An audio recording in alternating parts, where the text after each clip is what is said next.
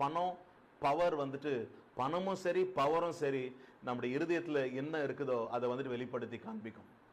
இன்னைக்கு சிலருக்கு ஒரு அதிகாரம் கிடைச்சிச்சுன்னா அந்த அதிகாரத்தை வச்சு அவனை காயப்படுத்தினவன், இப்போ அரசியல்வாதியும் கூட போன தடவை அவன் பதவியில இல்லாத பொழுது அவனை யார் யாரெல்லாம் எந்தெந்த விஷயத்துல நோண்டினாங்களோ அவன் பதவிக்கு வந்த பிறகு அவனை டிஸ்டர்ப் பண்ண ஆரம்பிப்பான். நீ பதவியில் இருக்கும்போது என்ன பண்ண இல்லையாடா, என் வீட்டுக்கு இன்கம் டேக்ஸ் ஆஃபீஸருங்களை அமிச்சா இல்லடா, நான் புறம் படுறேன். அவனுக்கு பதவியை மிஸ்யூஸ் பண்றவங்க. மணி அதே மாதிரி பணம் கூட.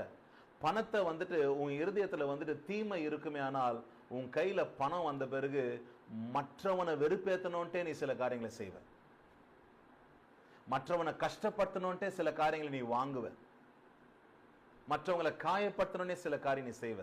ஆனா இருதயத்துல அன்பு இருக்கிற பட்சத்துல பணம் உனக்கு வந்துச்சுன்னா மற்றவங்களுக்கு கொடுத்தே நீ பழகுவ.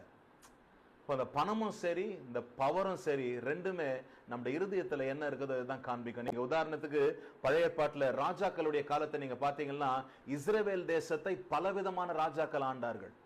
இதுல தீமையான ராஜாக்கள் பதவியும் பணம் வந்த பிறகு தீமையான காரியங்களை செய்தாங்க. நல்ல அரசர்கள் பணமும் பதவியும் வந்த பிறகு நன்மையை மாத்திரம் செய்தார்கள்.